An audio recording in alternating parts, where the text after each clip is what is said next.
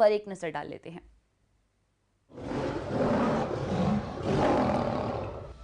लोकसभा चुनाव से पहले बढ़ी कांग्रेस की मुश्किल। महादेव ऐप मामले में छत्तीसगढ़ के पूर्व सीएम भूपेश बघेल के खिलाफ एफआईआर दर्ज। यूट्यूबर एल्विस यादव हुए गिरफ्तार। सांपों के जहर मामले में कसा शिकंजा।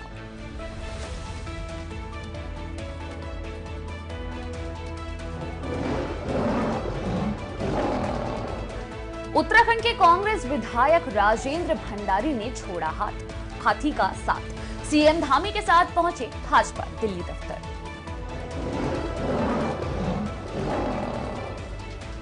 चुनाव आयोग ने इलेक्टोरल बॉन्ड्स की नई डिटेल अपलोड की। सुप्रीम कोर्ट ने एक दिन पहले लौटाया था डेटा। बरसाने में लड्डू मार होली की धूम। 2000 किलो लड्डू बांटे जा रहे। सड़कों पर लगा जाम।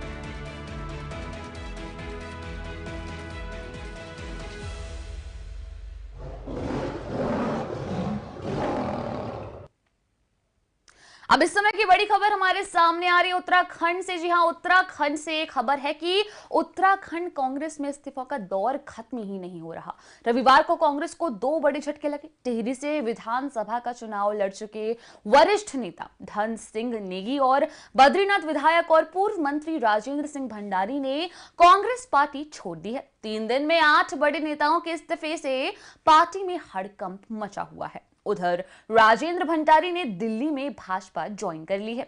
उत्तराखंड के मुख्यमंत्री पुष्कर सिंह धामी, केंद्रीय मंत्री पीयूष गोयल, पौड़ी सीट से भाजपा उम्मीदवार अनिल बलूनी और उत्तराखंड भाजपा प्रभारी दुष्यंत गौतम ने उन्हें पार्टी की सदस्यता दिलाई है।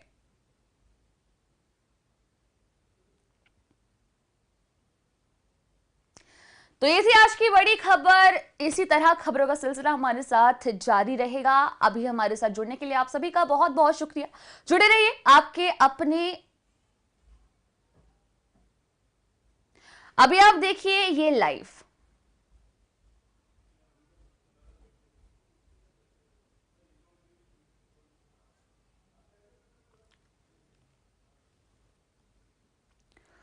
जी, अभी इस मुद्दे पे जाहिर सी बात है और तमाम सवालात और चीजें जानने के लिए हम जुड़ेंगे शुभम के साथ। तो शुभम को हम लाइन पे लेते हैं और उनसे तमाम सवालात करके जानते हैं कि आखिर क्या है ये पूरा मसला, क्यों इस तरह जो कि इस्तीफों का दौर कांग्रेस में जारी है।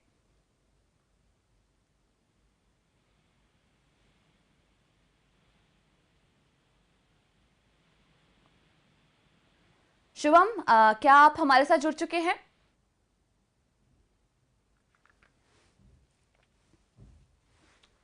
शुभम, क्या आप हमारे साथ जुड़ चुके? खैर, हो सकता है किसी तकनीकी मुश्किल के चलते जो कि है ये अभी। जी जी, मेरी आवाज आ रही है आपको? जी जी जी शुभम, आपकी आवाज आ रही है। मेरा सवाल आपसे ये है कि ये इस्तीफों का दौर कांग्रेस में आखिर क्यों जारी है?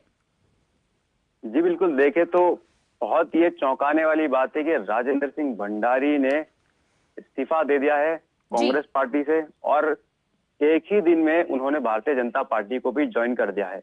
और ये पहला मामला नहीं है, इससे पूर्व भी कई नेता, वरिष्ठ नेता, विधायक जिनसे कांग्रेस पार्टियों को काफी उम्मीदें थी कि लोकसभा चुनाव में वे पार्टी को एक धार दे सकते हैं, पार्टी की जीत को निश्चित कर सकते हैं, लेकिन ऐसा होता नहीं दिखाई दिया। ऐसा होता नहीं दिखाई दिया, बल्कि इसके विपरीत हुआ कि कई विधायकों ने और पूर्व उनके वरिष्ठ नेताओं ने भारतीय जनता पार्टी की उनको सदस्यता ली और इसी कड़ी में राजेंद्र सिंह भंडारी ने भी कांग्रेस पार्टी को छोड़ा है और भारतीय जनता पार्टी का दामन थाम लिया है। जी जी। जहां कांग्रेस में एक तरफ शोक की लहर है, वहीं भारतीय जनता पार्टी में उनके सदस्यता समारोह और जो भी कार्यक्रम है उनमें लगातार जो बढ़ोतरी हो रही है। कांग्रेस के लगातार नेता टूट कर वहां पर आ रहे हैं और उनका कुनबा और ज्यादा बढ़ता जा रहा है। इससे भारतीय जनता पार्टी में काफी खुशी भी है और मुख्यमंत्री पुष्कर सिंह धामी ने स्वयं इसकी घोषणा करी है कि राजेंद्र सिंह भंडारी का जो लंबा राजनीतिक करियर रहा है उसका अब भारतीय जनता पार्टी को कहीं ना कहीं आने वाले समय में एक लाभ मिल सकता है, जिसके चलते जिसके लंबा उनका जो अनुभव रहा है राजनीति का, उनका लाभ उनको जरूर मिलेगा। और कांग्रेस की बात करें तो इससे पूर्व भी हम आपको बताएं तो पौड़ी से मनीष खंडूरी, जो कि एक कद्दावर नेता माने जाते हैं और पौड़ी सीट से उनकी एक बहुत मजबूत दावेदारी है, वह उन्होंने भी इस्तीफा दिया है। बीते दिन की अगर हम बात करें तो अनुकृति गुसाई, जो हरक सिंह रावत की पूर्व कैबिनेट मंत्री हरक सिंह रावत की बहू है, उन्होंने भी कांग्रेस पार्टी से इस्तीफा दिया बीते दिन ही, और उनके भी कयास लगाए जा रहे हैं कि जल्द ही वो भी भारतीय जनता पार्टी को ज्वाइन करेंगी। और इसी तरह से लगातार कई विधायकों और पूर्व विधायकों ने कांग्रेस पार्टी को छोड़ दिया है और भारतीय जनता पार्टी का दामन थाम लिया है। जहां हम देखें तो लोकसभा चुनाव में मात्र अब 1 महीने का ही वक्त रह गया है। वही कांग्रेस पार्टी की समस्या है, जो सदस्यता लगातार उनकी निरस्त होती जा रही है, जो उनके पार्टी के पुराने नेता, वरिष्ठ नेता हैं, वो लगातार पार्टी छोड़ते जा रहे हैं। इसके चलते उनकी जो समस्या है बहुत ज्यादा बढ़ती जा रही है। वही भाजपा में खुशी की लहर है, क्योंकि लगातार उनके द्वारा पूर्व में ही कहा जा रहा था कि कांग्रेस के वरिष्ठ नेता, उनके जो भाजपा के प्रदेश अध्यक्ष हैं महेंद्र भट्ट, उनके द्वारा कहा गया था कि कांग्रेस के बड़े नेता उनके संपर्क में है और जल्द ही वह सदस्यता ग्रहण करेंगे। और समय समय पर उनका सदस्यता अभियान भी चलता आया है, जिससे कि ये बातें भी साफ हुई है। जो उन्होंने दावा किया है कि लगातार कांग्रेस पार्टी के वरिष्ठ नेता उनके संपर्क में और उनको जल्द ही भारतीय जनता पार्टी को ज्वाइन करवाया जाएगा, वो बातें अब स्पष्ट तौर पर समझ आ रही है कि किन नेताओं और किन वरिष्ठ नेताओं के कांग्रेस की बात कर रहे थे वो। और ऐसे में लगातार पार्टी का कुनबा जहां भारतीय जनता पार्टी का बढ़ रहा है, जी बिल्कुल शुभम, मैं आपको यहाँ रोकना चाहूंगी। मैं बताना चाहूंगी कि तेजपाल जी हमारे साथ कांग्रेस पार्टी के प्रवक्ता जुड़ चुके हैं और उनसे हमारे तमाम सवालात हैं, सिर्फ हमारे ही नहीं बल्कि पब्लिक के, जनता के सवाल है कि आखिर कांग्रेस में ऐसा क्या भूचाल आ रखा है कि इतने ज्यादा इस्तीफे बैक टू बैक आ रहे हैं, जो कि लोकसभा चुनाव के वक्त आ रहे हैं। अपने आप में बहुत बड़ी बात है। जुड़ते हो उनके साथ और उनसे जानते हैं कि क्या है उनकी इस पर राय और उनका इस मुद्दे पर क्या कहना है। देखिए, जो ये इस्तीफे आ रहे हैं, इनमें कोई भी अप्रत्याशित नहीं है। जिस तरीके से ईडी और सीबीआई के दम पर पूरे देश में विपक्ष के नेताओं को डराने धमकाने का काम चल रहा है, वो उत्तराखंड में भी हो रहा है। अभी इलेक्टोरल बॉन्ड के मामले में आपने देखा कि स्थिति साफ हुई, जहां भी ईडी का छापा पड़ रहा था, उसके बाद वही जो है इलेक्टोरल बॉन्ड खरीद रहा था, काले धन को सफेद करके जो है चंदे के रूप में उसका प्रयोग किया जा रहा था। तो यहाँ जो नेता के हैं, अगर आप एक एक नाम पर विचार करेंगे तो जैसे अभी कल इन अनुकृति गुसाई ने पार्टी छोड़ी, लक्ष्मी राणा जी ने जो है पार्टी से इस्तीफा दिया, इन पर जो है ईडीपी के छापे पड़े थे, ईडी ने जो है इनको तलब भी किया था। अब उनके जो है इस्तीफे की घोषणा, राजेंद्र भंडारी जी जो आज पार्टी छोड़ के गए हैं, लगातार उनके खिलाफ भी जो है 2 बार ही उनकी पत्नी जिला पंचायत अध्यक्ष है, उनको जो है बर्खास्त करने का काम इन्होंने किया। वो फिर हाईकोर्ट से जो है होके आए थे, तो बार बार उनको भी परेशान करने का जो काम चल रहा था। और ऐसे ही जो भी जैसे विजयपाल सजवाण जी के हैं, उनका भी एक होटल का मामला चल रहा है, खनन का जो है क्रेशर का मामला उनके भतीजे के नाम से, उस पर उनका दबाव था। तो भाजपा जो ये दबाव की राजनीति कर रही है, निश्चित तौर पर देखिए ये गलत है। और जो भी नेता पार्टी छोड़ के जा रहे हैं, उनको पार्टी ने बहुत कुछ दिया है, और बुरे समय में अगर वो पार्टी छोड़ रहे हैं तो इस पे जवाब उनको देना है, क्योंकि पार्टी ने तो अपनी ओर से हमेशा उनके मान सम्मान में कोई कमी नहीं रखी। पार्टी ने उनको पहचान दी, उनको पद दिया, प्रतिष्ठा दी, और उसके बाद अगर वो पार्टी छोड़ रहे हैं तो ये जवाबदेही उनकी है। कांग्रेस पार्टी के पास इससे कोई ऐसा नहीं है कि बहुत ज्यादा पार्टी पर दबाव होगा। पार्टी में सेकंड लाइन बहुत मजबूत है, और जहां से नेता जा रहे हैं वहां पर निश्चित तौर पर उस गैप को भरने के लिए हमारे पास पहले से ही जो है नेता और कार्यकर्ता जो है मजबूती के साथ खड़े हुए हैं। जो राहुल गांधी, बिल्कुल देखिए शिषपाल सिंह जी, एक जो सवाल जनता के मन में खड़ा हो रहा है वो ये है कि सुबह तड़के खबर आती है भूपेश बघेल जो कि हैं उनके खिलाफ एफआईआर दर्ज हो गई है, और उसके बाद अब ये एकदम से खबर आती है इस्तीफे की। तो किस तरीके से ये दोनों चीजें कांग्रेस पर असर डालेंगी? लोगों को यही जो ये सवाल उनके जहन में मंडरा रहा है, उन्हें सोच के लग रहा है कि कांग्रेस का इस पे बहुत ही ज्यादा खतरनाक असर जो कि हमें लोकसभा इलेक्शन में दिखने वाला है, इस पर आपकी क्या राय है? देखिए ना, मैं पहले कह चुका हूं कि ईडी, सीबीआई, आईटी जैसी एजेंसियों के दम पर जो है जो कार्रवाइयां की जा रही हैं विपक्ष के नेताओं पर दबाव बनाने के लिए, उसी का असर है। और ईडी जो है वो तो इलेक्शन डिपार्टमेंट बन गया भाजपा का। जो पहली देश की संस्थाएं होती थी अब वो भाजपा और आरएसएस की पर्सनल संस्थाएं बनती जा रही हैं। इनका काम केवल विपक्ष में तोड़फोड़ करना रह गया है। एक तरफ भाजपा कहती को जो है सबसे बड़ी राजनीतिक पार्टी है, उसका सबसे मजबूत कैडर है। दूसरा जो है उसको चुनाव तो लड़ने के लिए जो है सरकारी एजेंसियों का सहारा लेना पड़ रहा है, विपक्ष के नेताओं को तोड़ना पड़ रहा है। इससे आप अंदाजा लगा सकते हैं भाजपा कितनी खोखली है अंदर से। और कांग्रेस पे इससे बहुत ज्यादा फर्क पड़ने वाला नहीं है। मैं उत्तराखंड की अगर बात करूं, मैं उत्तराखंड को बिलोंग करता हूं। यहाँ 2016 में सबसे बड़ी टूट हुई पार्टी में, पूर्व मुख्यमंत्री चले गए, बड़े बड़े नेता चले गए, लेकिन उसके बाद भले ही हम सरकार नहीं बना पाए, लेकिन लगातार हमारे वोट बैंक में बढ़ोतरी हुई है। 2017 में हमारे वोट बैंक में 5% की बढ़ोतरी हुई, 2022 में भी हमारे वोट बैंक में 5% की बढ़ोतरी हुई। तो भाजपा को जो है आत्ममंथन करना है, कितनी तोड़ फोड़ के बाद जो उसका कैडर बेस कार्यकर्ता है, आखिर उसका क्या होगा? उसके पास अपने विधानसभा चुनाव लड़ाने के लिए जो है उसके पास नेता नहीं है, मंत्री बनाने के लिए उसके पास अपने जो है विधायक नहीं है, उन पर उसको भरोसा नहीं है, तो आखिर उसको दूसरे दलों से ही जो है लोगों को ले जाना पड़ रहा है। अब लोकसभा चुनाव लड़ने के लिए भी उसको जो है तो वोट का सहारा जो है लेना पड़ रहा है। एक तरफ तो 400 पार का नारा दे रहे हैं, दूसरी तरफ जो है आपको एक एक सीट जो है जीतने के लिए, वहां लड़ने के लिए जो है एड़ियां रगड़नी पड़ रही है, सरकारी एजेंसियों के सारे तोड़फोड़ आपको करनी पड़ रही है। तो जनता साफ समझ रही है कि आखिर ये खेल क्या चल रहा है। आप कह रहे हैं कि साहब अब कांग्रेस मुक्त भारत, पूरी भाजपा जो है कांग्रेस युक्त हो गई। भाजपा के कार्यकर्ता तो वहां जो है अपने काम कराने के लिए जा भी नहीं सकते मंत्रालयों में, वहां इतने जो है कांग्रेस के लोग हो गए हैं, भरमार हो गई है। तो किस विचारधारा की बात भाजपा करती है? आप भाजपा के लोगों से पूछिए, और जो पार्टी छोड़ के जा रहे हैं देखो जवाब उनको देना है।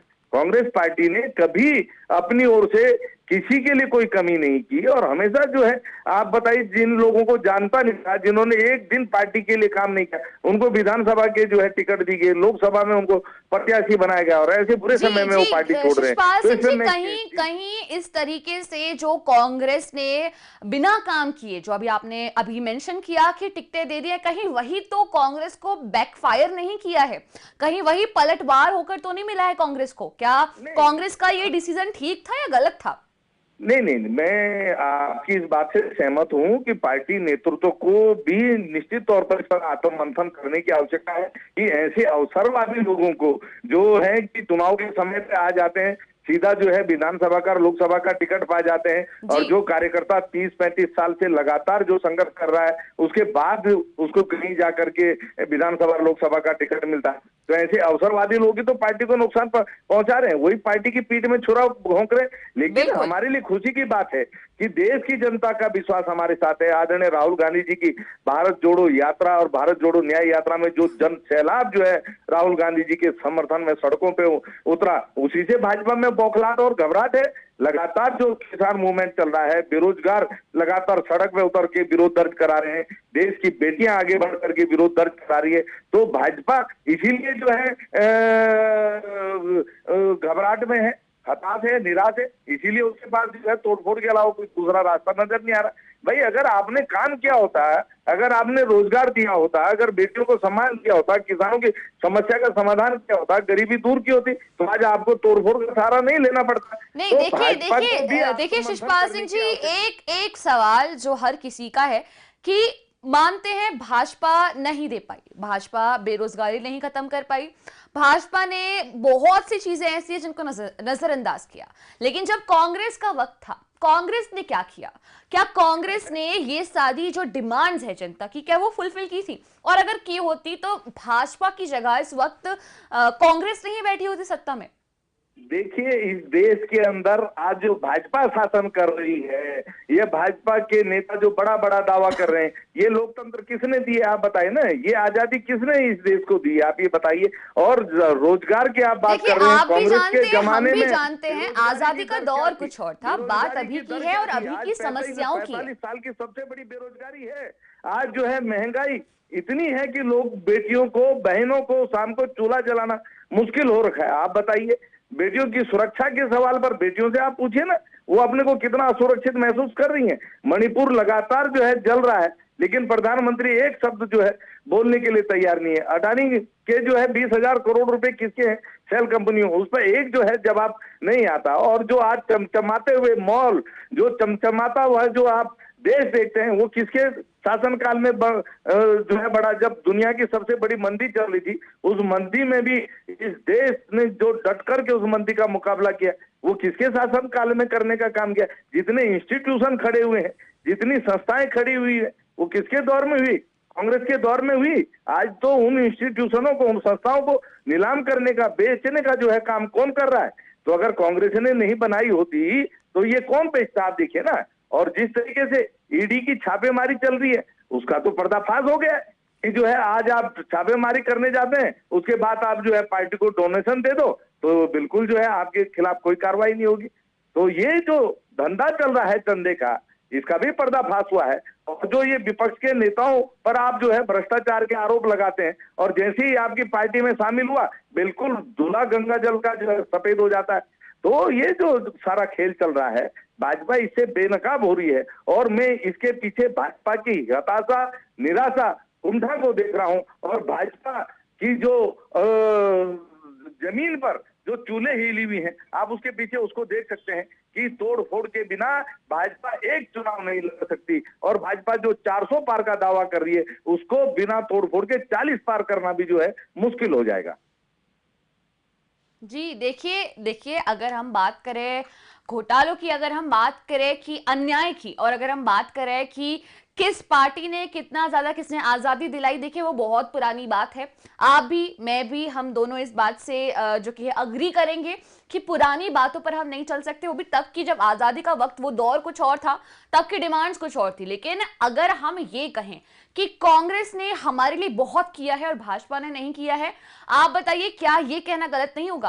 क्या आंगनवाड़ी योजना में नहीं मिली? क्या मोदी जी की सरकार में औरतों को गैस चूल्हे नहीं मिले हैं? क्या अभी और जो फैसिलिटीज है, क्या वो प्रोवाइड नहीं करवाई गई हैं? आपकी अभी जो जितनी स्कीम्स आ रही हैं, चल रही हैं, क्या वो सब उपलब्ध नहीं करवाया गया जनता को? बताइए। नहीं, कौन सी स्कीम उपलब्ध करा दी मैडम, एक बताइए। 5 किलो राशन का ढोल भाजपा पीटती है। खाद्यान्न गारंटी बिल कौन लाया? खाद्यान्न गारंटी बिल 2013 में यूपीए सरकार लेकर के आई मैडम। और आप जो बात कर रहे हैं, जिसके दम पर आज जो है देश के आम आदमी के पास एक हथियार है आरटीआई का, वो कौन लेके आया? मनरेगा जैसी स्कीम जो गांव के गरीब को, बेरोजगार को एक संबल प्रदान करती थी कि उसके पास मनरेगा जैसी स्कीम है कि उसके जो है रोजी रोटी पे संकट नहीं आएगा, उसको कमजोर करने का आज काम कौन कर रहा है, आप ये बताइए ना।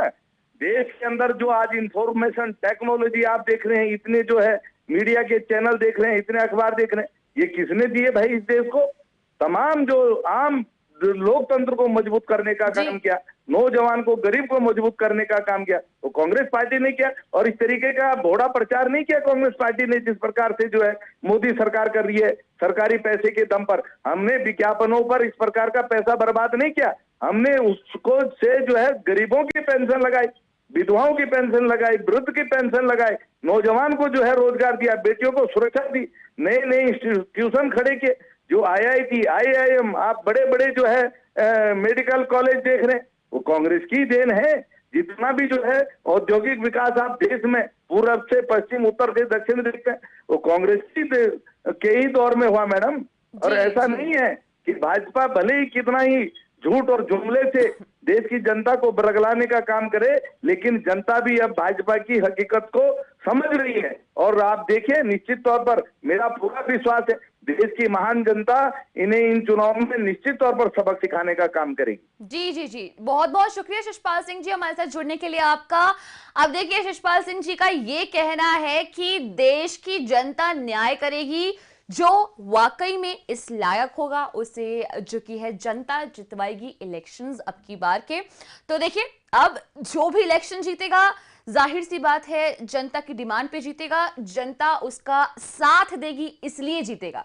तो ये देखना दिलचस्प होने वाला है कि कौन ये इलेक्शन जीतता है। और साथ ही इस तरह से जो कि इस्तीफे अभी दिए जा रहे हैं कांग्रेस के अंदर, और कांग्रेस की जो ये कुछ एक आध दो घोटाले सामने निकल कर आ रहे हैं, वो भी ऐसे क्रूशियल टाइम पर उनका कांग्रेस पे और साथ ही लोकसभा चुनाव पे क्या असर पड़ता है, ये देखने वाली बात होगी, जो कि बहुत जल्द हमें दिख जाने वाला है। जो भी आपकी राय हो बताइएगा जरूर। हम जुड़ेंगे जल्द ही आप सभी के साथ एक और नए शो के साथ, एक और नई खबर के साथ।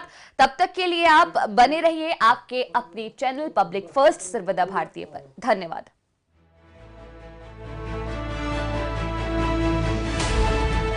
ये है इंडिया फर्स्ट कम्युनिकेशन और आप देख रहे हैं पब्लिक फर्स्ट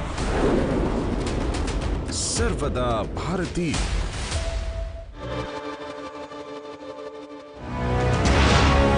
ये है इंडिया फर्स्ट कम्युनिकेशन और आप देख रहे हैं पब्लिक फर्स्ट सर्वदा भारतीय।